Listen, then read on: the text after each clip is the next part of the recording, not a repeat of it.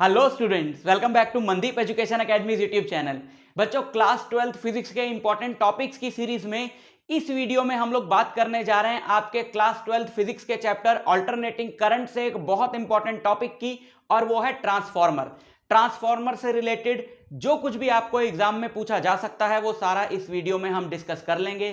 Plus इस topic के अगर आपको बढ़िया से नोट्स चाहिए हो तो लिंक डिस्क्रिप्शन में दिया हुआ है, आप वहां से जाकर डाउनलोड कर सकते हो। तो शुरू करते हैं बच्चों। ट्रांसफॉर्मर है क्या? ट्रांसफॉर्मर एक ऐसा इलेक्ट्रिकल डिवाइस है बच्चों जिसकी मदद से आप अल्टरनेटिंग करंट या अल्टरनेटिंग वोल्टेज की वैल्यू को बढ़ा सकते हो और घटा भी सकते हो। अल्टरनेटिंग करंट या वोल्टेज की सबसे बड़ी एडवांटेज यह है कि हम जरूरत के हिसाब से उसकी वैल्यू को बढ़ा भी सकते हैं और घटा भी सकते हैं, और जो ये करने में, जो डिवाइस ये करने में हमारी हेल्प करता है वही ट्रांसफॉर्मर है, right. So it is an electrical device that is used to step up मतलब बढ़ाना, और स्टेप डाउन मतलब घटाना the value of alternating voltage and alternating current, right. समझ में आ गया ये करता क्या है? ओके। प्रिंसिपल ये बच्चों बेस्ड है on the phenomena of mutual inductance. आपको याद होगा EMI में हमने पढ़ा था म्यूचुअल इंडक्शन के बारे में, जहां पर दो कॉइल होते हैं। एक कॉइल से अगर हम करंट चेंज करें तो इस वाली कॉइल में वोल्टेज और करंट इंड्यूस हो जाता है, EMF और करंट इंड्यूस हो जाता है। तो इसी प्रिंसिपल पे ट्रांसफॉर्मर की वर्किंग बेस्ड है। मैं बताता हूं कैसे।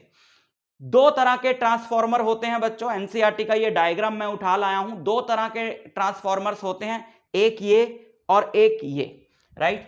इसको बोलते हैं शेल टाइप ट्रांसफॉर्मर, इसको बोलते हैं कोर टाइप ट्रांसफॉर्मर। दोनों में कोई खास डिफरेंस नहीं है, दोनों में जो चीजें लगी हैं वो कॉमन सी हैं, बस डिजाइन थोड़ा सा डिफरेंट है जो कि आप देख रहे हो, राइट। तो बात करते हैं इसकी कंस्ट्रक्शन की। कंस्ट्रक्शन में इसके अंदर है सबसे पहले एक laminated iron core, soft iron का बना हुआ लैमिनेटेड कोर। लैमिनेटेड कोर मतलब हमको देखो, ये तो 2D में डायग्राम दिखाया है, लेकिन ये पूरा एक ब्लॉक है इस शेप का आयरन का, और ये भी एक पूरा ब्लॉक है इस शेप का आयरन का।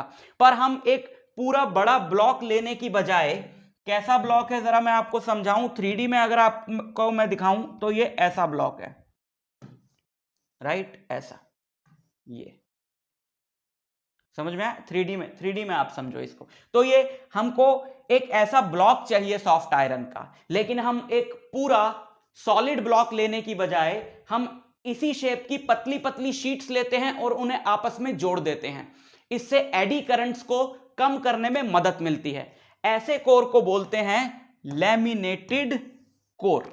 बल्क पीसेस ऑफ मेटल्स में तो एडी करंट इंड्यूस हो जाता है, तो हमने इसकी बल्कीनेस काट ही दी। हमने शीट्स की तरह अरेंज कर करके इसको इस शेप का एक ब्लॉक बना लिया, जिससे एडी करंट्स बहुत ज्यादा मिनिमाइज हो जाते हैं, राइट। लेकिन आपको 3D में जाने की जरूरत नहीं है NCERT में, क्योंकि ये डायग्राम है तो आप ये बना सकते हो, ठीक। तो एक सॉफ्ट आयरन का लैमिनेटेड कोर है, चाहे वो ये ले लो, चाहे वो ये जो ब्लू वाला है ये ले लो, राइट। ये पूरा ट्रांसफॉर्मर नहीं है, समझ में आ गया ना आपको? या तो ये डिजाइन है या ये डिजाइन है। तो सॉफ्ट आयरन का कोर है।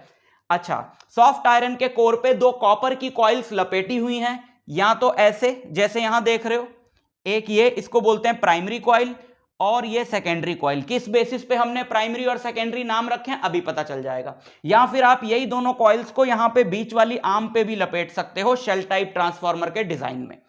प्राइमरी कॉइल वो है जहां पर आप इनपुट AC लगाओगे, जिसको आपको स्टेप अप करना है या स्टेप डाउन करना है। सेकेंडरी कॉइल वो है जहां पे आपको आउटपुट मिलेगा स्टेप अप होने के बाद या स्टेप डाउन होने के बाद, राइट। ओके, तो इसकी वर्किंग क्या है? इसकी वर्किंग अभी हमने देखा कि म्यूचुअल इंडक्टेंस पे बेस्ड है, तो हमने यहां पर एक अल्टरनेटिंग करंट सोर्स लगाया। यहां पे हमने एक अल्टरनेटिंग करंट सोर्स लगाया, ये, राइट। ये हमने यहां पे अल्टरनेटिंग करंट सोर्स लगाया, और यहां पे अपने को क्या मिलेगा? आउटपुट मिलेगा। अब ये दोनों कॉइल्स काफी पास पास रहती हैं, तो जब ये अल्टरनेटिंग करंट इस कॉइल से पास होगा, अल्टरनेटिंग करंट का क्या मतलब है? वो अपनी वैल्यू चेंज कर रहा है बार बार, अल्टरनेटिंग करंट का मैग्नीट्यूड बार बार चेंज हो रहा है, तो इसके अराउंड जो मैग्नेटिक फील्ड है वो चेंज होगी, और ये इसकी चेंजिंग मैग्नेटिक फील्ड में है, तो इसमें एक करंट और EMF इंड्यूस हो जाएगा, वही हमारा आउटपुट है।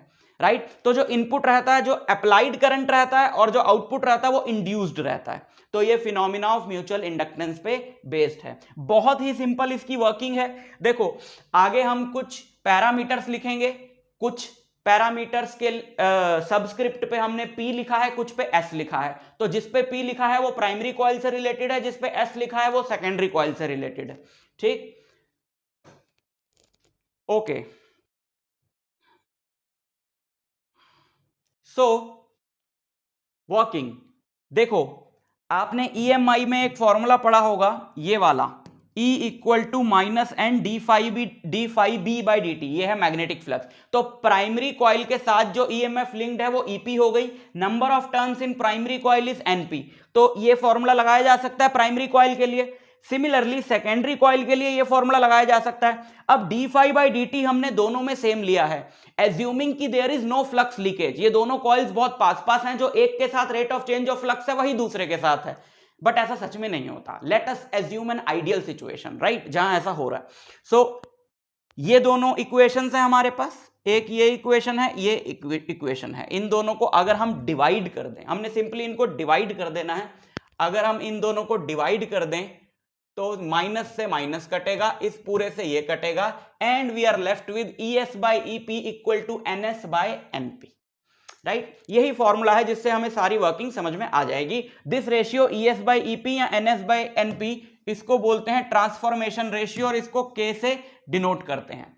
स्टेप अप ट्रांसफॉर्मर बच्चों उसको बोलते हैं, दो तरह के ट्रांसफॉर्मर होते हैं, स्टेप अप और step down. Step up transformer उसको बोलते हैं जिसका सेकेंडरी वोल्टेज जो है प्राइमरी से ज्यादा होता है, यानी जो वोल्टेज को बढ़ा देता है उसे स्टेप अप ट्रांसफॉर्मर बोलते हैं। तो ES EP से बड़ा तब होगा, अब ES by EP NS by NP के बराबर है, तो ES by EP ES EP से तब बड़ा होगा जब NS NP से बड़ा होगा, राइट। तो स्टेप अप ट्रांसफॉर्मर में आपको सेकेंडरी कॉइल में ज्यादा टर्न्स रखनी है प्राइमरी कॉइल के कंपैरिजन में, और स्टेप अप ट्रांसफॉर्मर का K transformation ratio will be more than 1, क्योंकि NS बाय NP ही तो ट्रांसफॉर्मेशन रेशियो है, और अगर NS NP से बड़ा है तो ऑब्वियसली K मोर देन 1 होगा। स्टेप डाउन ट्रांसफॉर्मर में आपको चाहिए ES EP से छोटा, यानी आपको वोल्टेज घटानी है, तो ऑब्वियसली आप number of turns in secondary primary से कम रख दो, है ना। तो सेकेंडरी में टर्न्स ज्यादा हैं तो वोल्टेज बढ़ जाएगी, सेकेंडरी कॉइल में टर्न्स कम हैं तो वोल्टेज घट जाएगी, यानी कि transformation ratio step down transformer के लिए 1 से कम होती है, राइट। अच्छा, एक आइडियल ट्रांसफॉर्मर की अगर हम बात करें जिसकी हम कर रहे हैं, तो इनपुट पावर और आउटपुट पावर बराबर होगी, विच इज नॉट ट्रू। देखो पावर का फॉर्मूला होता है V इंटू आई, और V की जगह यहां हम E ले रहे हैं, तो इनपुट पावर होगी EP/IP, आउटपुट पावर होगी ES/IS। लेट अस अज्यूम कि ये दोनों इक्वल हैं in case of ideal transformer, तो हम ये बोल सकते हैं कि ES by EP is IP by IS, है ना, यानी रेशियो उल्टी हो गई। देखो ES ऊपर है, यहाँ IS नीचे है, तो क्या होगा कि स्टेप अप ट्रांसफॉर्मर में वोल्टेज तो बढ़ गई। अब कोई जादू थोड़ी हो रहा कि एनर्जी अचानक ऐसे बढ़ गई, अगर एक तरह की एनर्जी बढ़ी है तो दूसरे तरह की घटी भी होगी। अब एनर्जी दो तरह से यहां पर रिप्रेजेंट हो रही है, एक तो वोल्टेज से, एक करंट से। तो आप देख रहे हो कि सेकेंडरी में ES ज्यादा है ना, तो ऑब्वियसली IP ज्यादा होगा। सेकेंडरी स्टेप अप ट्रांसफॉर्मर में ES ज्यादा है तो IP ज्यादा होगा, क्योंकि ES by EP IP by IS के बराबर है, यानी कि स्टेप अप ट्रांसफॉर्मर में वोल्टेज तो बढ़ गई लेकिन करंट उतने ही टाइम्स कम हो गया, तो एक तरह की एनर्जी बढ़ गई, दूसरे तरह की एनर्जी कम हो गई। ठीक, ओके, आगे बढ़ते हैं। Efficiency of transformer, efficiency is output like any other machine, output power by input power into 100। अब आइडियल ट्रांसफॉर्मर में तो एफिशिएंसी 100% आएगी क्योंकि हमने इन दोनों को बराबर रखा है, but actually it is output power by input power into 100। Like किसी ट्रांसफॉर्मर की एफिशिएंसी मान लो 80% आ गई, इसका मतलब यह है कि अगर सेकेंडरी कॉइल में नंबर ऑफ टर्न्स प्राइमरी से 10 गुना ज्यादा होगी तो वोल्टेज सिर्फ 8 गुना ही बढ़ेगी, 10 गुना नहीं बढ़ेगी, राइट। अच्छा, एफिशिएंसी कम क्यों है, यानी कि कुछ लॉस हो रहा है, एनर्जी लॉस हो रहा है। तो एनर्जी लॉसेस कहां कहां हो रहे हैं, ये ट्रांसफॉर्मर के एनर्जी लॉसेस हैं, बहुत इंपॉर्टेंट है। One is copper loss.